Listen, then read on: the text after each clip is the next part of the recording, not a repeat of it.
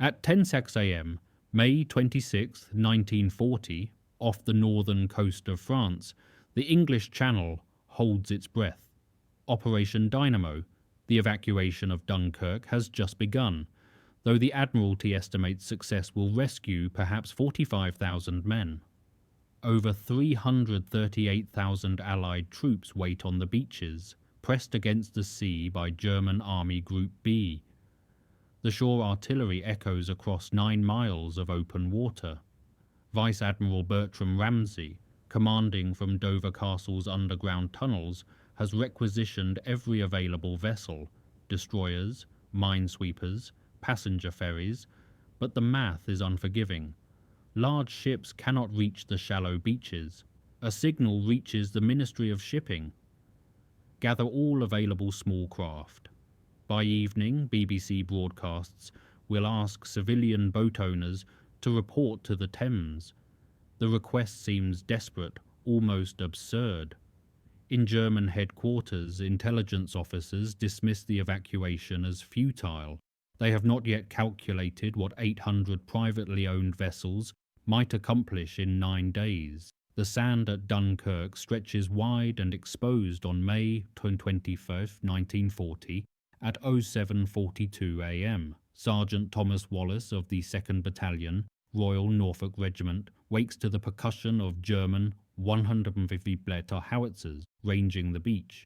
The British Expeditionary Force has retreated 120 miles in 2 weeks. Wallace tightens his bootstraps and checks his Lee-Enfield rifle, a ritual unchanged since Ypres in the last war. Around him, 30,000 men crowd the dunes between Malo-les-Bains and Bray-Dunes. There is no perimeter defence inland. The Luftwaffe's Junkers, Ju-87 Stukas circle overhead, their sirens cutting through the salt air. Wallace served in the trenches of 1916. He recognises the particular silence that precedes bombardment. Men speak in whispers. A lance corporal beside him counts the minutes between aircraft passes. Approximately 11 minutes, he says. Wallace nods. Predictability means survival. The sea behind them is flat grey, stretching toward England, 39 miles distant. Naval vessels promised yesterday have not appeared. The Admiralty is still calculating tonnage requirements and draft depths. An officer from the 5th Division runs past, shouting coordinates for assembly points. Wallace watches soldiers form queues that extend into the surf. Organisation persists, despite chaos, the British instinct. Above, a Messerschmitt Bf 109 fighter makes a low pass, but does not fire. Reconnaissance, Wallace thinks. They are counting us. His hands, scarred from barbed wire work in Flanders, grip his rifle. The sand beneath his boots trembles. It is not artillery this time. German panzer divisions have halted 10 miles south at the Aar Canal, but their engines are audible. Records later showed that Hitler's halt order, issued May 24th, bought the Allies 36 critical hours. Wallace does not know this yet. He knows only that they are trapped, that the boats have not come, and that the Luftwaffe will return. Across the English Channel at 10:00 a.m. on May 26th, the Dover Castle tunnels hum with activity. Vice Admiral Ramsay studies nautical charts spread across trestle tables.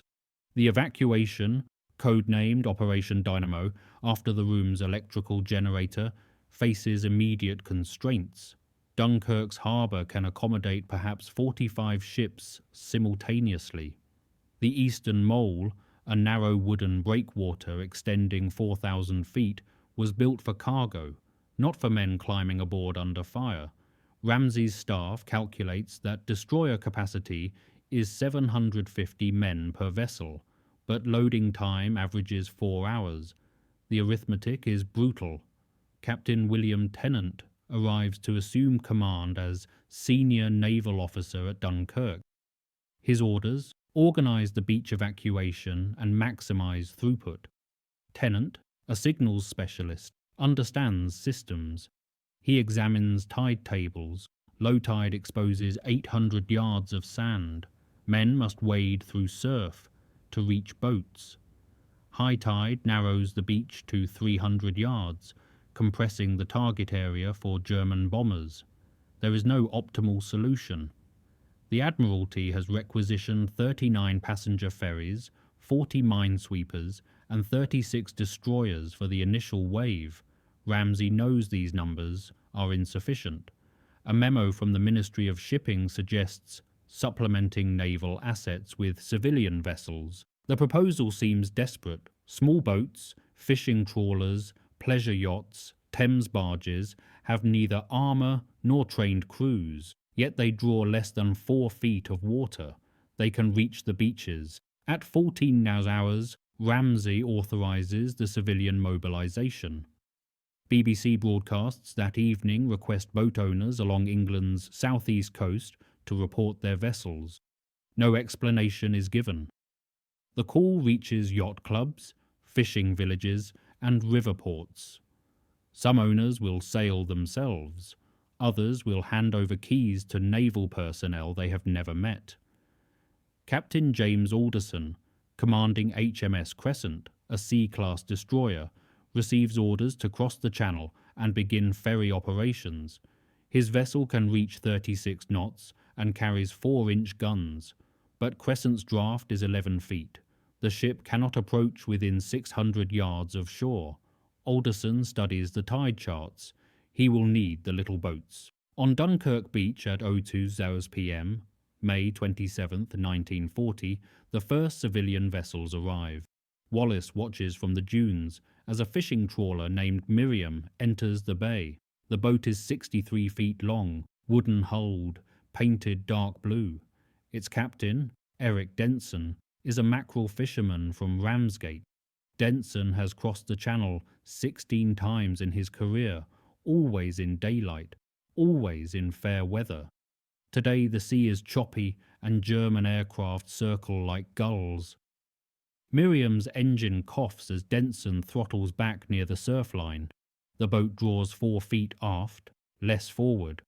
Soldiers begin wading toward it, rifles held above their heads. Some are wounded, bandages dark with blood. Others are simply exhausted. Wallace watches the loading process. Denson's crew, 2 fishermen and a 16-year-old deckhand, help men aboard. There is no shouting, no panic. The soldiers understand. Order means survival. 70 men crowd Miriam's deck, far exceeding her normal capacity. The boat sits low in the water. Denson checks his compass and throttles forward. The crossing to Ramsgate will take 3 hours if the weather holds. Above, a Heinkel He-111 bomber makes a pass, but releases no ordnance. Perhaps the pilot mistakes them for a French fishing boat. Perhaps he has already expended his payload. Wallace continues waiting. Around him, 30,000 men form queues that extend into the sea. The discipline is remarkable. Officers maintain formation even as Stukas dive. A corporal beside Wallace estimates that at current loading rates, it will take 4 days to evacuate the beach. Wallace does not respond. 4 days is a lifetime. At 15:30 hours, a squadron of RAF Spitfires appears, engaging the German bombers at altitude. The dogfight lasts 11 minutes. One Heinkel falls into the channel, trailing black smoke. The soldiers on the beach cheer briefly, then return to silence. They are conserving energy. Denson's Miriam is already a distant dot on the horizon, heading north toward England. It is the first of many crossings. By 04:00 p.m. on May 27th, the evacuation tempo increases. A yacht named Serenity, 41 feet long with a shallow draft, enters Dunkirk harbour. Its owner, Oliver Ford, is a London solicitor who sails weekends.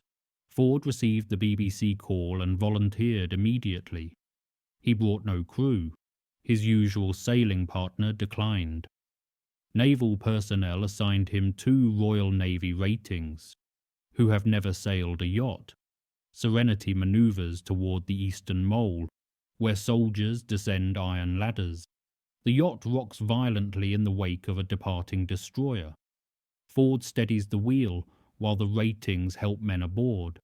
Capacity should be 12 passengers. Ford loads 37 soldiers, many wounded. The yacht's deck is slick with seawater and blood. A soldier with a shattered arm sits against the mast, his face grey. Ford turns Serenity toward England. The yacht's single diesel engine, built for leisure cruising, strains under the weight. Above, a Junkers Jew 87 Stuka begins its dive. The siren, a deliberate psychological weapon, builds to a shriek. Ford cannot take evasive action. The boat is too loaded, too slow. The bomb releases early, striking water 50 yards to port. The explosion lifts Serenity's starboard side, nearly capsizing her. Ford fights the wheel. Water floods the cockpit. One of the Navy ratings is thrown overboard. Ford cannot turn back. The other rating throws a life ring, but the current is strong. The man in the water raises one arm, then disappears beneath the surface. The soldiers aboard Serenity sit motionless. They have seen death all week. Ford's hands shake on the wheel, but he maintains course. The yacht limps toward Dover at 4 knots, her engine sputtering. Records later showed that civilian vessels suffered an attrition rate of 7%, 68 boats lost to enemy action, mechanical failure, or weather. Serenity reached Dover after 6 hours, her hull cracked below the waterline. Ford would make no second crossing. He sat on the dock for 3 hours, staring at the water, before someone led him away. Across the channel on May 28th at 07:00 am, Miriam returns to Dunkirk for her third trip. Eric Denson's hands are blistered from the wheel. His first mate, William, has bandaged a cut on his forearm, a piece of shrapnel from a near miss yesterday. The crew operates on adrenaline and Navy-issue Benzedrine tablets. Sleep is impossible. Every crossing brings German fighters. Every approach to shore means exposure. The beach has changed. Bodies float in the surf, bloated and pale. Abandoned equipment litters the sand. Rifles, gas masks, helmets. A burnt-out truck sits half-submerged where the tide has risen. Denson throttles back Miriam's engine and waits. Soldiers wade toward the boat in orderly lines. An officer, Wallace recognizes him as Lieutenant Marsh from the Norfolk Regiment, coordinates the loading. Marsh counts men aloud, ensuring even weight distribution. He is maintaining order in chaos. 80 men board Miriam this time. The deck rails are underwater.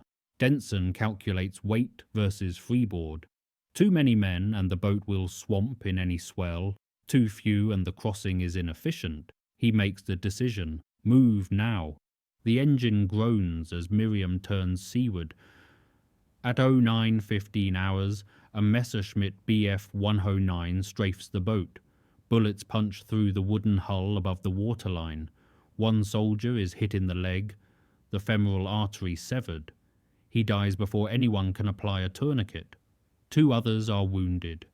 Denson does not slow. The German fighter makes a second pass, but his ammunition is exhausted. He waggles his wings, a pilot's acknowledgement, and climbs away. William pumps water from the bilge while Denson steers. The boat is taking on water faster than the pump can manage. Denson recalculates. Dover is too far.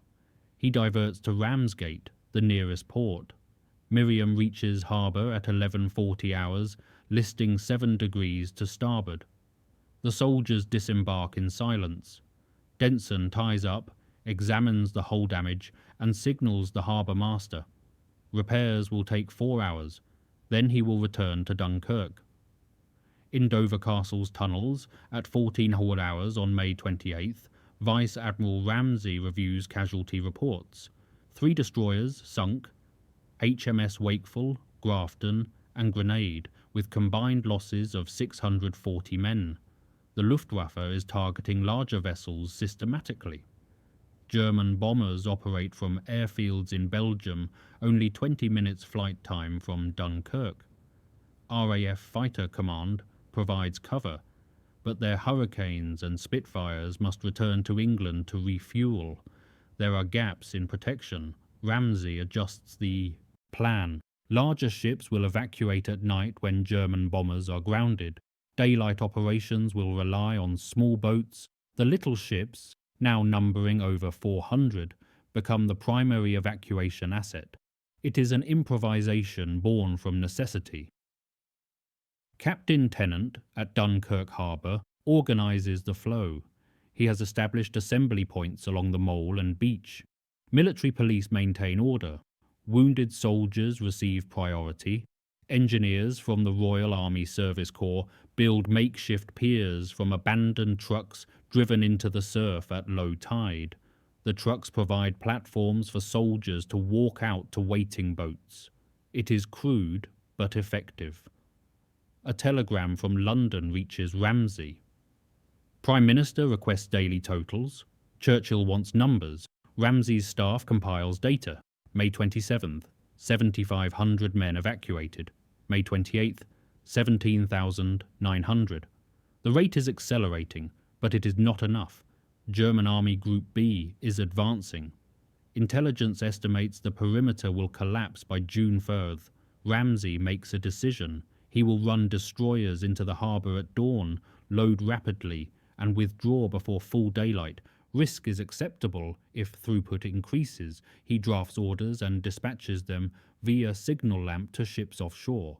The decision will cost vessels. Everyone knows this, but the mathematics of war demand it.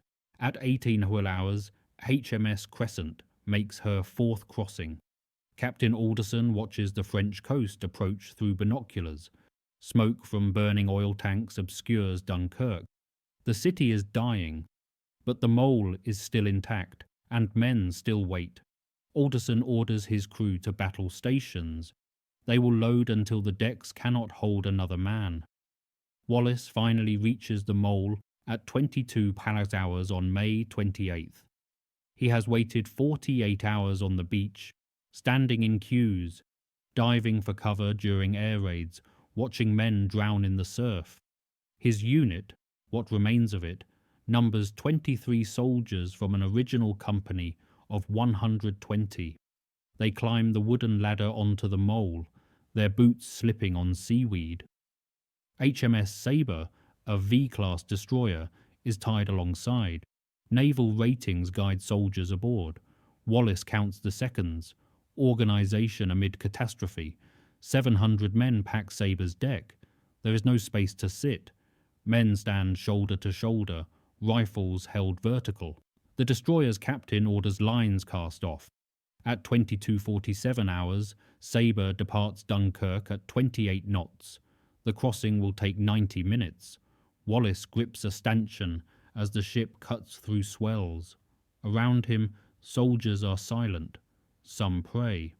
Most simply stare toward the horizon where England waits. A young private beside Wallace begins shaking. Delayed shock. Wallace offers him a cigarette. The boy takes it with trembling hands. The destroyer's wake glows phosphorescent in the dark water. Wallace watches it trail behind, a liquid path connecting France to England. He thinks of the men still on the beach, the queues that extend into darkness. How many crossings will it take? How many boats? At 00:33 hours on May 29th, Sabre reaches Dover. Floodlights illuminate the harbour. Women from the Women's Voluntary Service stand on the dock with tea and sandwiches. Wallace descends the gangway, his legs unsteady after 60 hours on sand and sea. A volunteer hands him a cup of tea. It is hot, sweet, civilian. Wallace drinks it in 3 swallows. A transport train waits at the platform.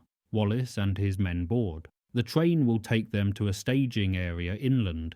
They are told they will regroup, rearm, return to duty. Wallace looks back at the harbour. Sabre is already departing for another crossing. The little ships, fishing boats and yachts, crowd the docks loading fuel and supplies. The evacuation continues.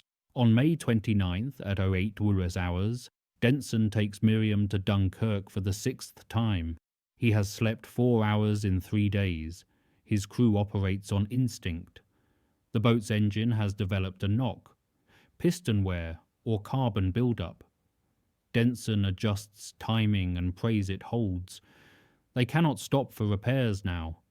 The scene at Dunkirk has worsened. German artillery has found the range to the mole. Shells impact every 9 minutes. Denson times them. Between bombardments, soldiers load. The eastern mole, never designed for evacuation, is cracking under stress.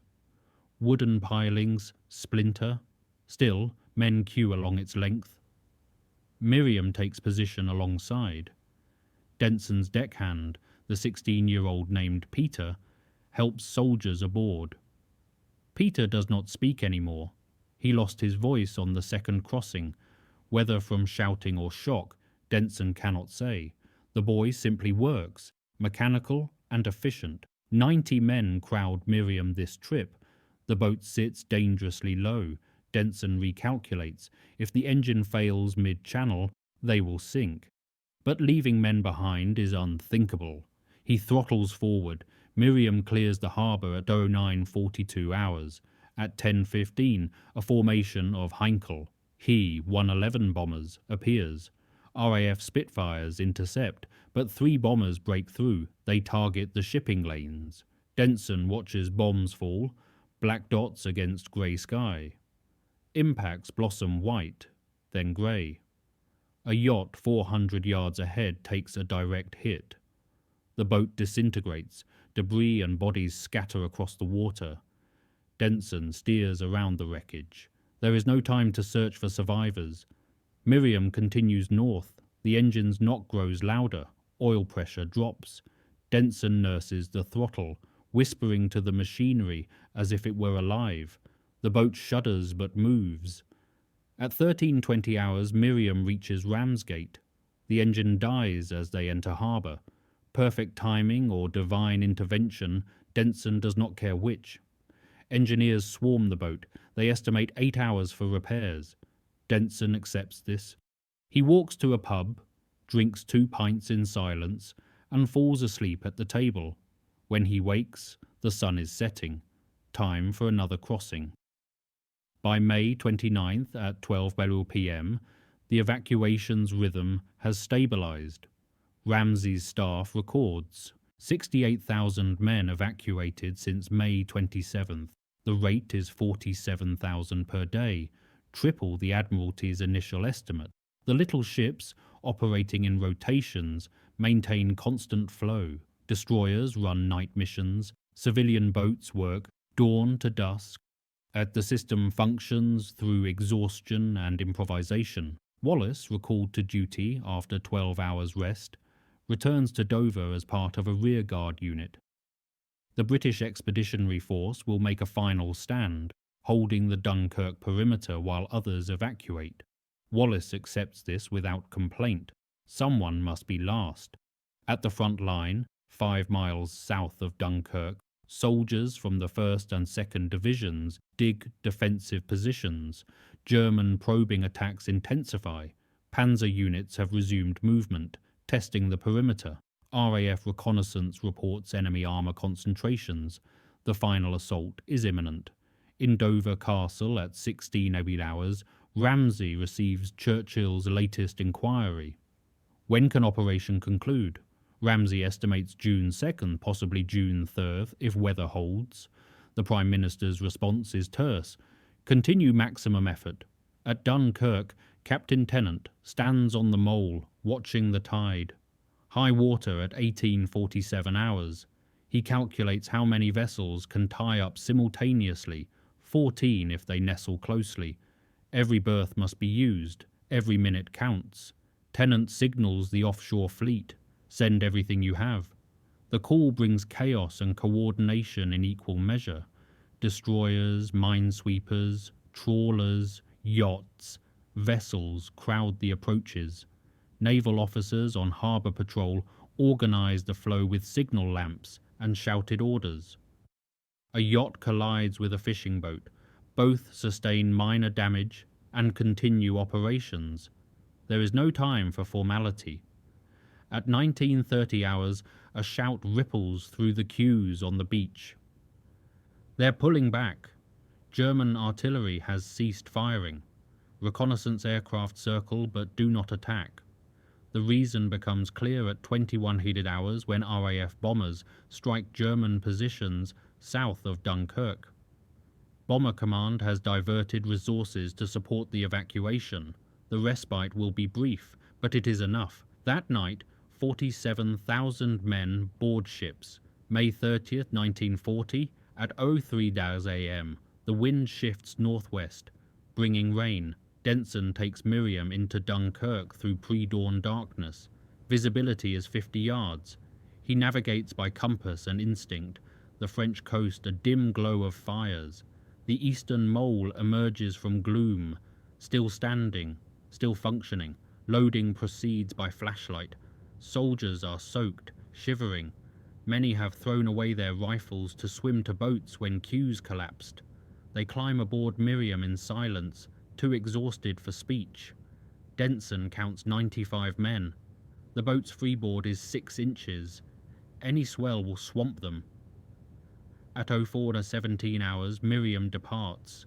The rain intensifies, reducing visibility to 20 yards. Denson steers by compass, trusting his calculations. Around him, the sounds of other boats, engines coughing, hulls slapping waves, provide acoustic landmarks. The fleet is invisible but present. At 05:30, dawn breaks grey and cold. The rain continues. Denson sees England, the white cliffs of Dover emerging from mist. Relief floods him. They will make it. Miriam enters harbour at 06:40 hours, her 9th successful crossing. The soldiers disembark without ceremony. They have survived. A naval lieutenant approaches Denson on the dock. Your boat is requisitioned for another crossing. Fuel and provisions ready in 30 minutes. Denson nods. He does not have words anymore. He simply follows the lieutenant to where fuel trucks wait. At 08 hours, Miriam departs Dover again, the 10th crossing. Denson's hands move mechanically. Throttle, wheel, compass check. His mind is elsewhere, or nowhere. William, the first mate, handles lines without being asked. They are a machine now, flesh and wood moving in rhythm. By 12 p.m, they reach Dunkirk. The perimeter has contracted. German forces are 2 miles from the beach. Artillery impacts march closer with each hour. The end is visible, yet men still wait, still queue with desperate patience.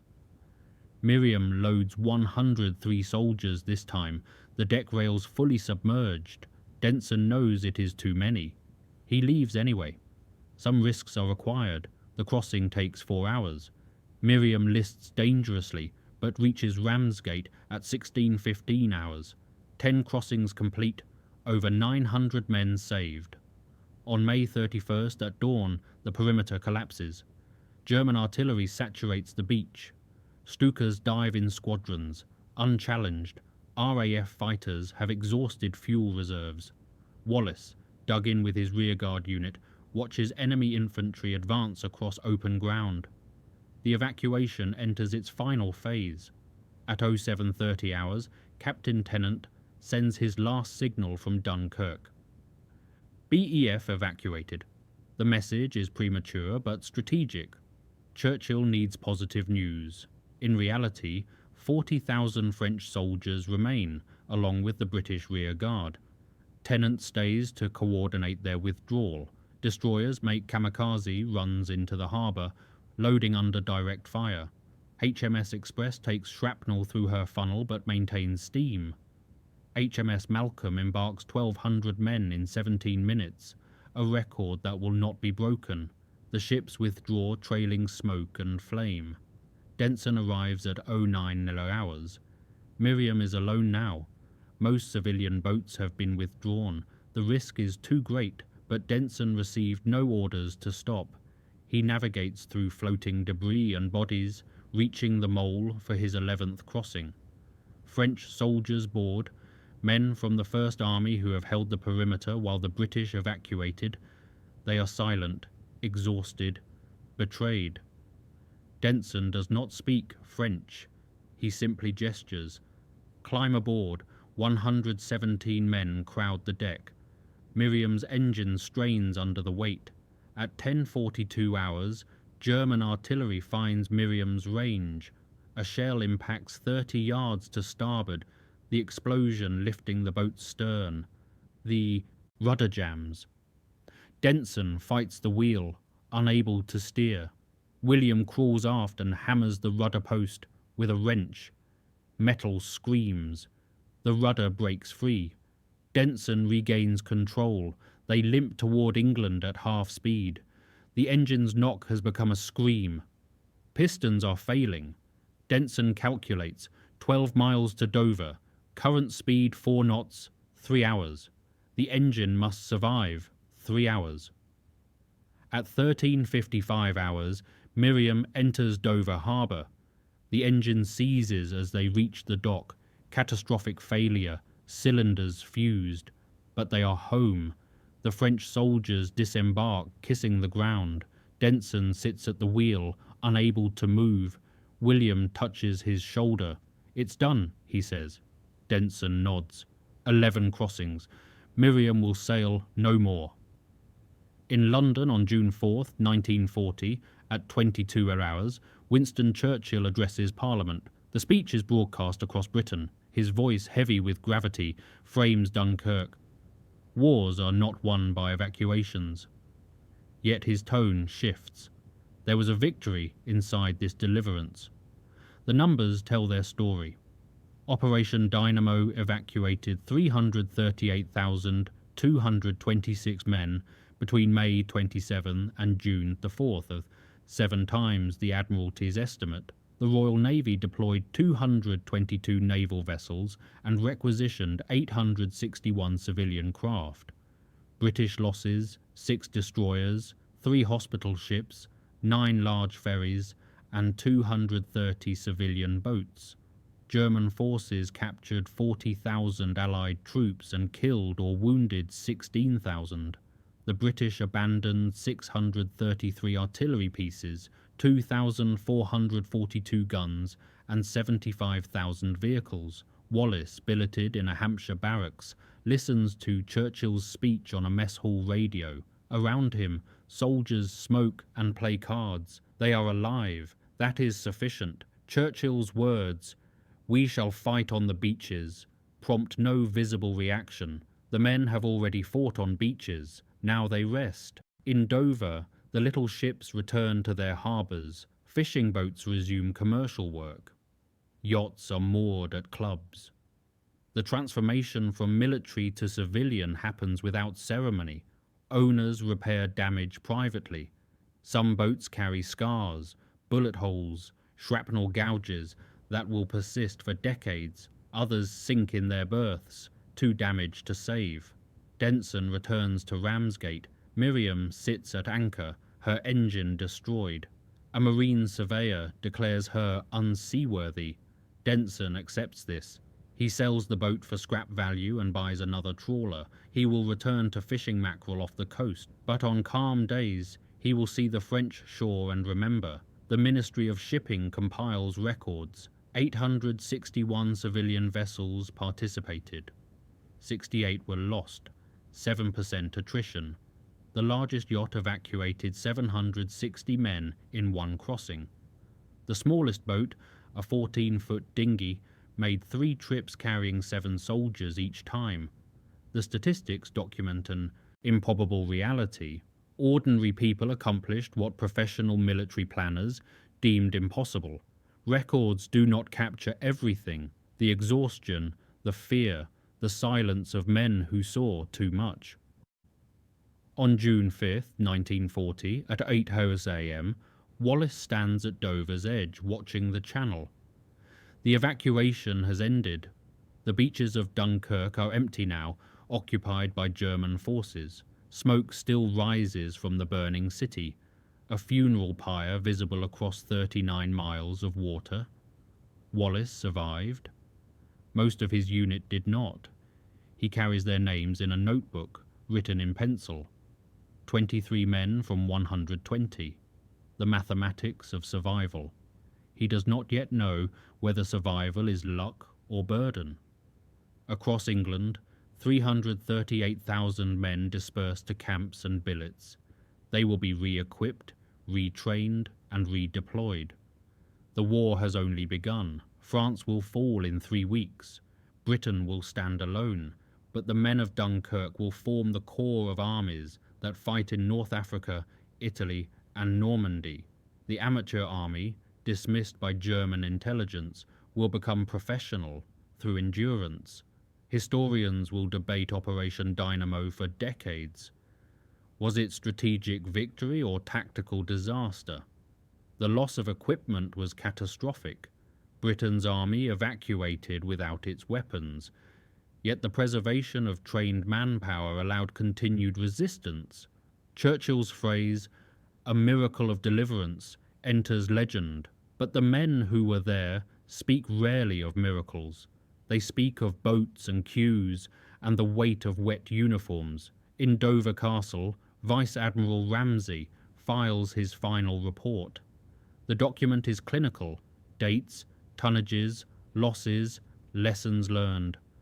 One paragraph notes the contribution of civilian vessels. Ramsay writes, "The little ships proved indispensable. Without them, the evacuation would have failed." The sentence is factual, unemotional. It is enough. Wallace boards a train heading west. Through the window he watches the English countryside. Green fields, stone walls, villages unchanged by war. The contrast is jarring. At Dunkirk the world ended.